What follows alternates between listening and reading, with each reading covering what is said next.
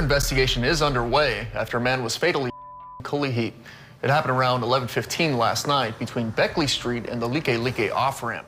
Honolulu police are investigating after a shooting last night left a man dead, and the suspect is still on the loose. Police say it happened shortly after 11 p.m. near Honowai Neighborhood Park. This is the trenches out here. I'm telling you right now, nobody can just be walking like this through here like this, bro, for real. I know, guys. This one sounds real strange.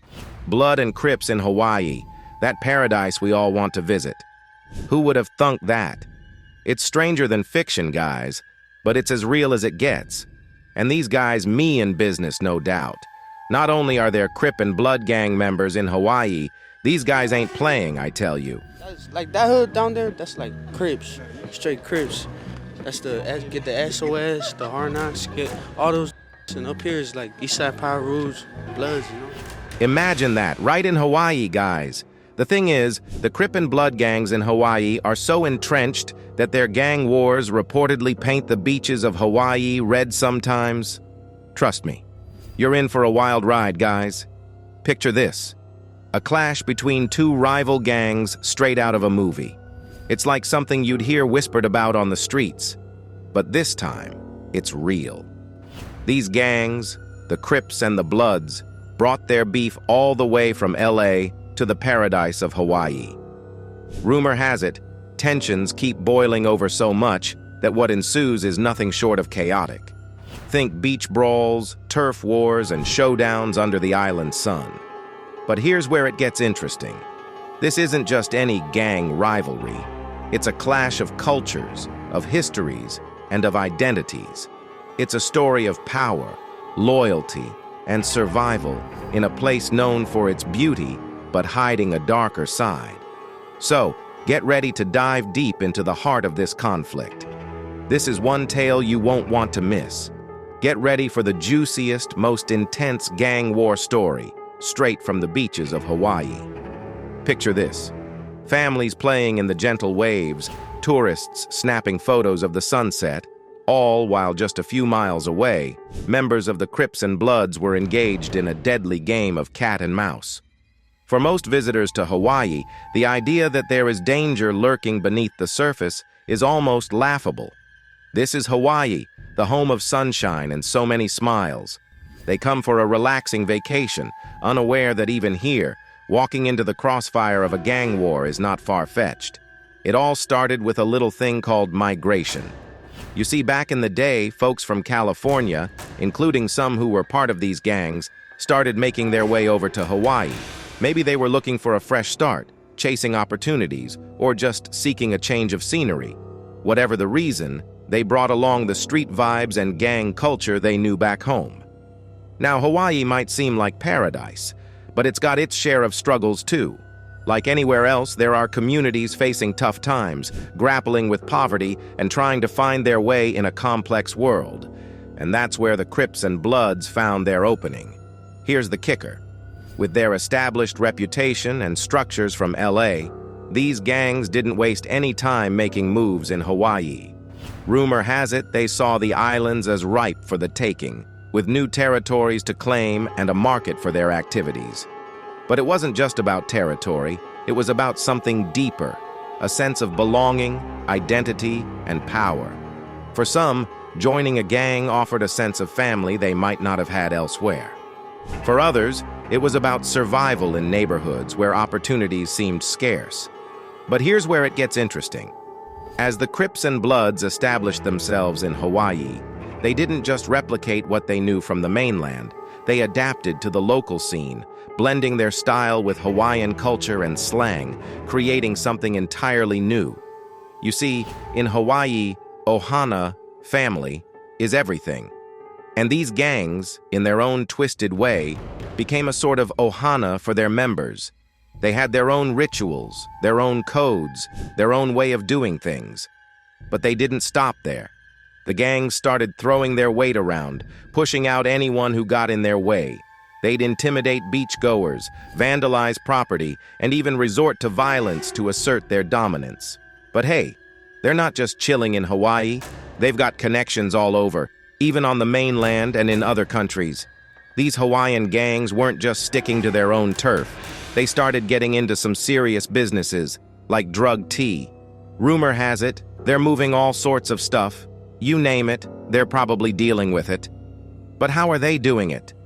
That's where the interstate and international connections we spoke about come in. See, these Hawaiian gangs aren't working alone. They've got allies, buddies if you will, in other places. Maybe it's a gang in California or a crew in Japan. They've built these connections over time through deals and favors. It's like a network of bad guys helping each other out. And here's where it gets juicy. These connections aren't just for sharing tips on how to run a racket. They're about moving goods, drugs, money, you name it, across borders. Picture this: a shipment of something illegal coming into Hawaii from South America. The local gangs get wind of it and decide they want a piece of the action. So they call up their pals in, say, Mexico, and work out a deal to get it through the mainland and into Hawaii. But it's not all smooth sailing. Sometimes these alliances turn sour. Maybe one gang feels like they're getting the short end of the stick, or someone gets greedy. That's when things can get messy. Turf wars, fights, you name it. It's like a powder keg ready to explode. And let's not forget about the authorities. They're always trying to crack down on this stuff. But with international connections, it's like playing whack-a-mole. Shut down one route and another one pops up somewhere else. One incident that really shook things up was a brawl that broke out during a local surf competition. What started as a few heated words quickly escalated into a full-on melee, with fists flying and boards being used as weapons. It was chaos, and it sent shockwaves through the community. But it wasn't just the violence that was causing problems. The gangs were also driving away tourists, scaring off the very people who kept the local economy afloat. Businesses started to suffer as word spread about the dangerous atmosphere on the beaches. But make no mistake, it wasn't all palm trees and coconuts. Gang violence became a harsh reality in some parts of Hawaii as rivalries flared up and conflicts spilled onto the streets. Communities felt the impact, and authorities scrambled to keep the peace. Law enforcement tried to crack down, but it was like trying to stop a tidal wave with a sandcastle. The gangs were entrenched, and they weren't going down without a fight. Police patrols were increased, but it only seemed to make the gangs more brazen, taunting officers and flaunting their illegal activities. Meanwhile, residents were living in fear, afraid to speak out against the gangs for fear of retaliation. It was a dark time for Hawaii, with the once idyllic beaches now tainted by the shadow of gang activity. Rumor has it that some gangs even started targeting tourists, robbing them or selling them drugs. This not only fueled the violence but also gave Hawaii a bad reputation. Instead of being seen as a paradise, it was starting to be known as a dangerous place. You see, Hawaii thrives on tourism. People from all over the world come to enjoy the beaches, the sun, and the aloha spirit. But if they knew about the gang war, they might think twice about coming. That's why the media didn't report everything. They wanted to keep the tourists coming, so they only shared bits and pieces of what was happening. But even though the media didn't tell the whole story, word still got around. People started hearing things from friends, family, and neighbors. They heard about shootings, fights, and drugs being sold on the streets. Some said it was just rumors, but others knew there was truth to it. Here's the kicker. Despite the rumors, many tourists still came to Hawaii. They didn't let the whispers of danger stop them from enjoying their vacation.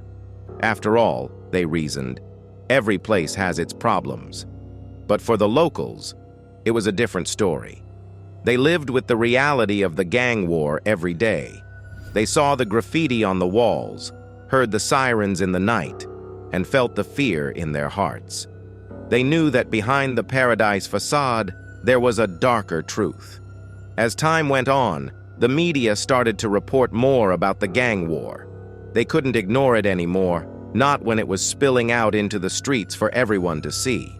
But by then, the damage had been done. The perception of Hawaii had already been tainted. Now, the media coverage didn't just affect how people saw Hawaii locally, it also had an impact nationally. Tourists who had never even been to Hawaii heard about the gang war on the news. It made them think twice about visiting any tropical destination, not just Hawaii. And so, the perception of Hawaii shifted. No longer was it seen as just a paradise. It was also seen as a place of danger and violence. The media may have tried to protect tourism by hiding the truth, but in the end, the truth always finds a way to come out. And as they say, every cloud has a silver lining. Community leaders started to band together, organizing neighborhood watch groups and reaching out to at-risk youth to steer them away from gang life. Slowly but surely, the tide began to turn. Despite the challenges, there were also efforts to break the cycle. From grassroots organizations to community leaders, people came together to offer alternatives to gang life, whether through education, job opportunities, or mentorship. Slowly but surely, the tide began to turn. While the influence of the Crips and Bloods still lingers in Hawaii, communities are fighting back, reclaiming their streets, and rewriting the narrative. Now, word on the street is that some folks were stepping up to prevent young people from getting involved. They were working hard to show them a different path, one that didn't involve violence or crime. They knew that if they didn't do something now, things could get juicy real fast. Now, don't get it twisted, it wasn't gonna be easy. These gangs had a stronghold in some areas, and breaking that grip was gonna take some serious effort. But there were people who believed that with the right support and resources, they could turn the tide. It wasn't just about stopping violence today, it was about securing a safer future for Hawaii. If they could cut down on gang-related trouble now, they could pave the way for brighter days ahead. And that's a goal worth fighting for, no doubt about it. But here's the thing about storms. They don't last forever. With the right efforts, there's hope for change. Maybe it's through community programs, education, or just people coming together to say enough is enough. So, what's the conclusion? Well, it's not all sunshine and rainbows, that's for sure. But if Hawaii can come together and tackle this issue head-on, there's a chance to turn the tide and build a safer, stronger community for everyone.